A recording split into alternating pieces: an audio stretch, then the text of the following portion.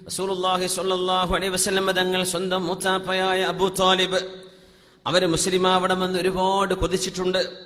ഇമാം ബുഖാരി തങ്ങൾ Saeed bin Musayyib റളിയല്ലാഹു അൻഹുവിൽ നിന്ന് ഉദ്ധരിക്കുന്ന ഹദീസ്, ലമ്മാ ഹദറത് അബൂ ത്വാലിബിൻ അൽ വഫാ, അബൂ ത്വാലിബ് മരിക്കാനിടയായപ്പോൾ റസൂലുള്ളാഹി സ്വല്ലല്ലാഹു അലൈഹി വസല്ലം തങ്ങൾ അബൂ ത്വാലിബിന്റെ അരികത്തേക്ക് വന്നു.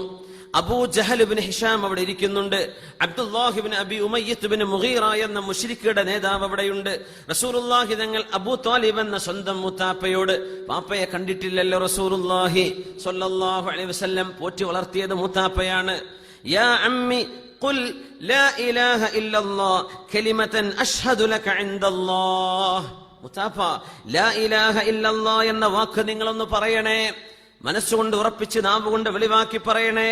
കലിമതൻ അഷ്ഹദു ലക ഇൻദല്ലാഹ്, അത് നിങ്ങൾ പറഞ്ഞാൽ അല്ലാഹുവിന്റെ മുമ്പിൽ നിങ്ങൾക്ക് ഞാൻ സാക്ഷി പറയാം. മുത്താപ്പ, നിങ്ങളൊന്ന് പറയണേ. അബൂജഹലും അബ്ദുല്ലാഹിനും അബി ഉമയ്യും പറഞ്ഞു, അബൂ ത്വാലിബേ, അബ്ദുൽ മുത്തലിബിന്റെ പഴയ ആ ഒരു പാർട്ടിയിലാണ് നമ്മൾ പോരുന്നത്, അതിൽ നിന്നൊക്കെ പിന്മാറി പോവുകയാണോ? അല്ലാഹുവിന്റെ ഹബീബ് സ്വല്ലല്ലാഹു അലൈഹി വസല്ലം വീണ്ടും പറഞ്ഞു, മുത്താപ്പ ഒന്നും കൂടെ പറയിൻ, ഒന്ന് പറഞ്ഞു നോക്കിൻ. അവസാനം മുത്താപ്പ പറഞ്ഞു, മോനെ മോനെ, ഹുവ അലാ മില്ലത്തി അബ്ദുൽ മുത്തലിബ്, ഞാൻ ഈ പാർട്ടിയൊന്നും മാറുന്നില്ല, ഞാൻ പഴയ പാർട്ടി തന്നെയാണ് പറഞ്ഞു. അല്ലാഹുവിന്റെ ഹബീബ് സ്വല്ലല്ലാഹു അലൈഹി വസല്ലം പറഞ്ഞു, അമാ വല്ലാഹ് ലഅസ്തഗ്ഫിറന്ന ലക മാ ലം ഉൻഹ അൻക. മുത്താപ്പ, നിങ്ങൾക്ക് വേണ്ടി ഞാൻ അള്ളാഹുവിനോട് പൊറുക്കലിനെ ചോദിക്കും കേട്ടോ. എന്നോട് അള്ളാഹു അത് ചെയ്യരുത് എന്ന് പറഞ്ഞാൽ ഒഴികെ. അള്ളാഹു പറയാണ് എന്നോട്, കാഫിറായി മരിച്ചുപോയ ഒരാൾക്ക് പാപമോചനം ചോദിക്കരുത് എന്ന് റബ്ബ് പറഞ്ഞാൽ എനിക്ക് പറയാൻ പറ്റില്ല. അല്ലാത്ത കാലത്തോളം നിങ്ങൾക്ക് വേണ്ടി ഞാൻ പൊറുക്കലിനെ ചോദിക്കും കേട്ടോ എന്ന് നബി തങ്ങൾ മുത്താപ്പയോട് മറുപടി പറയാം. മരിക്കണ നേരാണത്. നബി തങ്ങൾ കൊതിച്ചുപോയി, മുത്താപ്പ അവസാന നേരത്തെങ്കിലും ആ ഒരു ലാ ഇലാഹ ഇല്ലല്ലാഹ് പറഞ്ഞെങ്കിലും. വളരെ നല്ല മുത്താപ്പയാണ്, നബിക്ക് സംരക്ഷണം കൊടുത്ത ആളാണ്. നബിയെ വിശ്വസിച്ചില്ലെങ്കിലും, നബിയായി വിശ്വസിച്ചില്ലെങ്കിലും പറഞ്ഞു, മോനെ, ഞാൻ ജീവിച്ചിരിക്കുന്ന കാലത്തോളം മോനെ തൊടാൻ ഞാൻ സമ്മതിക്കില്ല. ആ സംരക്ഷണം അള്ളാഹു തന്നെ എടുത്തു പറഞ്ഞു. സൂറത്ത് വദ്ദുഹാ വല്ലൈലി ഇദാ സജ മാ വദ്ദഅക റബ്ബുക വമാ ഖല വലൽ ആഖിറതു ഖൈറുൽ ലക മിനൽ ഊലാ അലം യജിദക യതീമൻ ഫആവാ. നബിയെ, അങ്ങേക്ക് ഒരു രക്ഷിതാവില്ലാത്ത നേരം വന്നപ്പോ അള്ളാഹുവല്ലേ നിങ്ങൾക്കൊരു രക്ഷിതാവിനെ തന്നത്, അള്ളാഹുവല്ലേ അബൂ ത്വാലിബ് എന്ന മുത്താപ്പയുടെ സംരക്ഷണത്തിലേക്ക് നിങ്ങൾ ഏൽപ്പിച്ചത് എന്നൊക്കെ പറഞ്ഞ് നബിയുടെ മഅ്വ, നബി തങ്ങൾക്കുള്ള ആശ്രയവും നബി തങ്ങളുടെ അഭയകേന്ദ്രവുമായിരുന്നു അബൂ ത്വാലിബ്. പക്ഷേ മുസ്ലിമായില്ല. കൂടുതൽ ആൾക്കാർ പറഞ്ഞു വേണ്ട എന്ന് പറഞ്ഞു. എന്നാ പിന്നെ അങ്ങനെ ആയിക്കോട്ടെ എന്ന് പറഞ്ഞു. നമ്മൾ നേരത്തെ പറഞ്ഞ പോലെ ചില വിഷയങ്ങൾ അങ്ങനെയാണ്. ചില പ്രസ്ഥാനങ്ങളിൽ നിന്ന് പോരാ. ഞാനിപ്പോ എങ്ങനെ രാജിവെച്ച് പോരാ? സർവ്വ ചെയ്യുന്ന വിഷയങ്ങളും എടുക്കുന്ന നിലപാടുകളും തെറ്റാണെന്നറിയാം. എന്നിട്ട് എന്തേപ്പോ ഞാൻ വീണ്ടും വീണ്ടും ഇങ്ങനെ ഇവരുടെ കൂടെ നിൽക്കുന്നത്? ഇനിയിപ്പോ എങ്ങനെയാ മാറാ? ഞാനിപ്പോ ആ പാർട്ടിക്കാരനാണ്, ആളുകൾ അറിഞ്ഞില്ലേ? വേണ്ട. സത്യം മനസ്സിലാക്കുകയും അത് ഉൾക്കൊള്ളുകയും അത് അംഗീകരിക്കുകയും അതിനുവേണ്ടി എന്ത് ത്യാഗം ചെയ്യുകയും ചെയ്യാൻ മുഅ്മിനീങ്ങളായി നമ്മൾ ബാധ്യസ്ഥരാണ്. അതുകൊണ്ട് അന്ധത വരരുത്. അന്ധമായ രീതിയിൽ കണ്ണും ചിമ്മിയിട്ട് തന്റെ നേതാവ് എന്ത് പറഞ്ഞാലും അതന്നെ ശരിയുള്ളൂ, ബാക്കിയൊക്കെ തെറ്റാണ്, ഇങ്ങനെ ചില നിലപാടുകൾ ചില ആളുകൾ എടുക്കുന്നത് കാണാം. ചിന്തിക്കണം, ആലോചിക്കണം. എന്തിനാണ് ഞാൻ ഈ ചെയ്യുന്നത്? ഞാൻ ഈ സിന്ദാബാദ് വിളിക്കുന്നതും തക്ബീർ ചൊല്ലുന്നതും അള്ളാഹുവിന് ഇഷ്ടമുള്ള കാര്യം ചെയ്തതിന്റെ പേരിലാണോ? എന്തിനാണ് ഞാൻ ഈ ചെയ്യുന്നത്? ആലോചിക്കണം. അബൂ ത്വാലിബ് എന്നവർക്കറിയാം ഇത് സത്യമാണ്. പക്ഷെ മോനെ, ഞാൻ ഹുവ അലാ മില്ലത്തി അബീ ത്വാലിബ് അബ്ദുൽ മുത്തലിബ്, ഞാൻ എന്റെ പഴയ പാർട്ടി തന്നെ, ഞാൻ പോരുന്നില്ല. സംഗതി ഇങ്ങനെയൊക്കെ എന്നൊക്കെ അറിയാം, പക്ഷെ ഞാൻ പോരുന്നില്ല. സുബ്ഹാനല്ലാഹ്. ചില ബസ് കണ്ടക്ടർമാര് ബസ്സിലൊരു ഡ്യൂട്ടിക്ക് കയറി കഴിഞ്ഞ അവരുടെ സ്വഭാവങ്ങൾ മനസ്സിലാക്കാതെ ഊന്തലും തള്ളലും, കയറിക്കോഴും കാലുള്ളിൽ വെക്കുമ്പോഴേക്കും പോട്ടെ എന്ന് പറഞ്ഞ് ബെല്ലടിക്കലും, അതിന്റെ ഉള്ളിൽ കാണിക്കുന്നവരുടെ ദേഷ്യവും പെരുമാറ്റവും, ബസ്സുകാരോട് അപ്പുറത്ത് ഇപ്പുറത്തുള്ള വണ്ടിക്കാരോടുള്ള പെരുമാറ്റങ്ങളും അടിയും പിടിയും. അവര് ആ ബസ് നിങ്ങളുടെ ഭൂമിക്ക് ഇറങ്ങിയ എന്തോരം നല്ല മനുഷ്യരാണ്, നല്ല സ്വഭാവമുള്ള മനുഷ്യരാണ്. അതിന്റെ ഉള്ളിൽ കയറിയ സ്വഭാവം മോശമായി പോകും. സുബ്ഹാനല്ലാഹ്. അപ്പൊ താൻ നിലനിൽക്കുന്ന പ്ലാറ്റ്ഫോം അത് ശരിയാണോ അല്ലേ എന്ന് ഓരോരുത്തരും പരിശോധിക്കുന്നത് നല്ലതാണ്. അള്ളാഹു നമുക്ക് ഹിദായത്ത് തരട്ടെ. സന്മാർഗത്തിൽ പ്രവർത്തിക്കാനുള്ള തൗഫീഖ് അള്ളാഹു നമുക്ക് തരട്ടെ. ഹുവ അലാ മില്ലത്തി അബീ ത്വാലിബ്, ഞാൻ മാറുന്നില്ല, അബൂ ത്വാലിബിന്റെ ആ പാർട്ടി തന്നെ പോവട്ടെ എന്ന് സ്വന്തം മുത്താപ്പ പറഞ്ഞപ്പോഴാണ് ഫഅൻസലല്ലാഹു ഫീഹി, വിശുദ്ധ ഖുർആൻ ആയത്തിറക്കി കൊടുത്തു. മാ കാന ലിന്നബിയ്യി വല്ലദീന ആമനൂ അൻ യസ്തഗ്ഫിറൂ ലിൽ മുശ്രികീൻ. ഒരു നബിക്കോ ഈമാനുള്ള ഒരാൾക്കും പാടില്ലാത്തതാണ് മുശ്രിക്കുകളായ ആളുകൾക്ക് പാപമോചനം ചോദിക്കാൻ പാടില്ലാത്തതാണ്. അള്ളാഹുവെ അയാൾക്ക് പുറത്തു കൊടുക്കണേ എന്ന് അള്ളാഹുവിനോട് മഗ്ഫിറത്ത് ചോദിക്കുന്നുണ്ടെങ്കിൽ ജന്മം കൊണ്ടെങ്കിലും മുസ്ലിമായി മരിച്ചുപോയ ആളാവണം. മുസ്ലിമായ ആൾക്കേ ചോദിക്കാൻ പറ്റൂ. മുശ്രിക്കുകൾക്ക് പാപമോചനം ചോദിക്കാൻ പാടില്ല. വലൗ കാനൂ ഉലി ഖുർബ, അവർ എത്ര നല്ല ബന്ധമുള്ള ആളുകളാണെങ്കിൽ തന്നെയും മിൻ ബഅദി മാ തബയ്യന ലഹും അന്നഹും അസ്ഹാബുൽ ജഹീം, നരകത്തിലേക്കാണ് ഇവർ പോകുന്നത് എന്ന് ബോധ്യമായതിന്റെ ശേഷം അവിശ്വാസികളായ ഇത്തരക്കാർക്ക് വേണ്ടി പാപമോചനം ചോദിക്കാൻ ഒരു നബിക്കും പാടില്ല എന്ന് അള്ളാഹു ആയത്തിറക്കി. നബി തങ്ങൾ പറഞ്ഞു, മുത്താപ്പ നിങ്ങൾക്ക് വേണ്ടി ഞാൻ അള്ളാഹുവിനോട് പൊറുക്കലിനെ ചോദിക്കാം. അത് ഇബ്രാഹിം നബിയുടെ മാർഗമാണ്. ഇബ്രാഹിം നബിയെ, അങ്ങയുടെ ഉപ്പയായ ഇബ്രാഹിം നബിയുടെ മാർഗം സ്വീകരിക്കണം.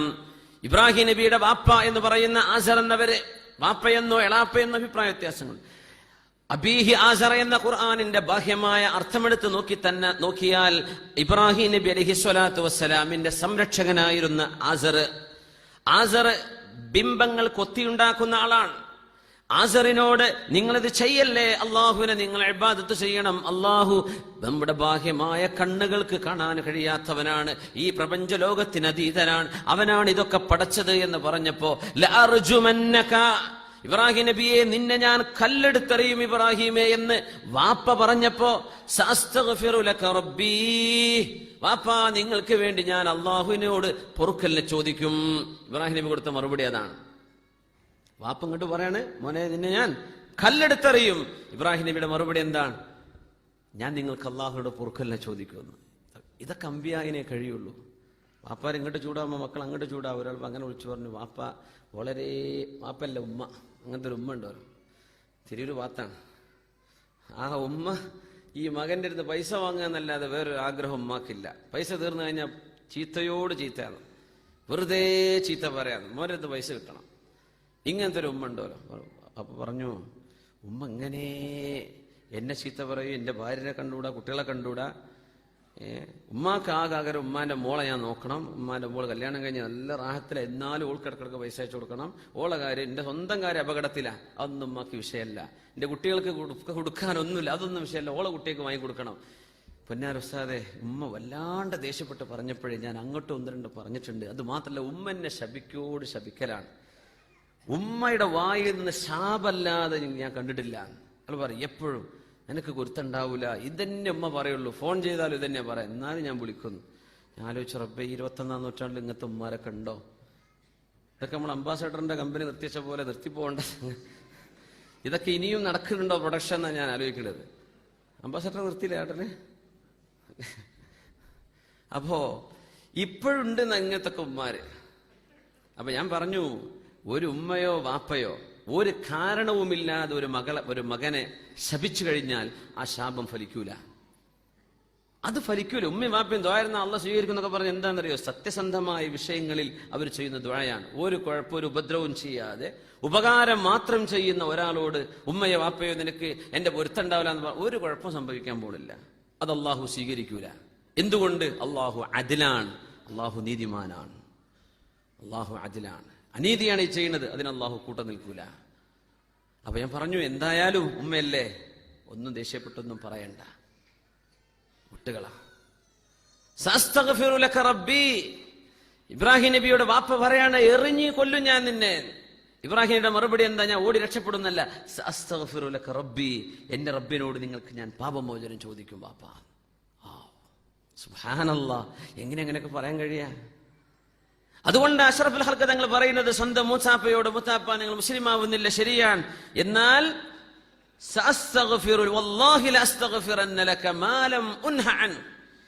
എന്നോട് അല്ലാഹു ഇത് ചെയ്യരുത് എന്ന് പറയുന്ന കാലത്തോളം നിങ്ങൾക്ക് ഞാൻ പാപമോചനം ചോദിക്കും. അപ്പോഴേക്കും ആയത്തിറങ്ങി, നബിയെ അത് വേണ്ട, അമുസ്ലിമീങ്ങളായ ആളുകൾക്ക് പാപമോചനം ചോദിക്കാൻ പറ്റൂല.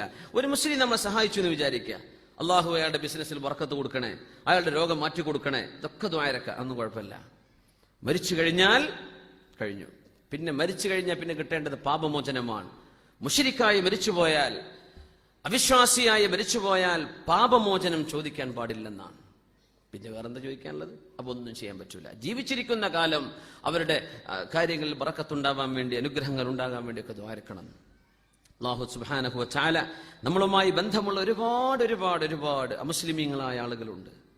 നമ്മളെ ശ്രദ്ധിക്കുന്നവരുണ്ട്, കേൾക്കും. എൻ്റെ കൂടെ സ്ഥിരം വേദന വരുന്ന നമ്മുടെ സുഹൃത്തുണ്ട് രാജേഷ്.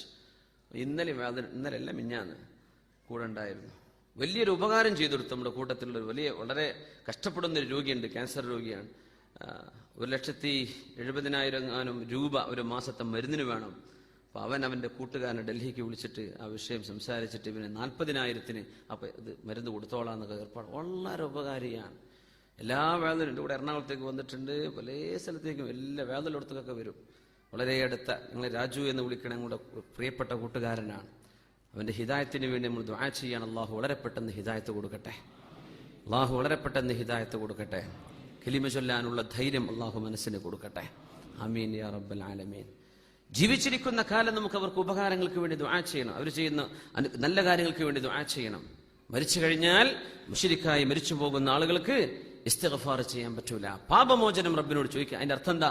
അള്ളാഹുവെ, നിന്നെ വിശ്വസിക്കാതെ നീയല്ലാത്ത മറ്റു ആരാധ്യ വസ്തുക്കളെ ആരാധിച്ചു പോയ ആൾക്ക് നീ പുറത്തു കൊടുക്കണമെന്ന് പറഞ്ഞാൽ ഇലാഹായ അള്ളാഹു അത് പൊറുക്കൂല.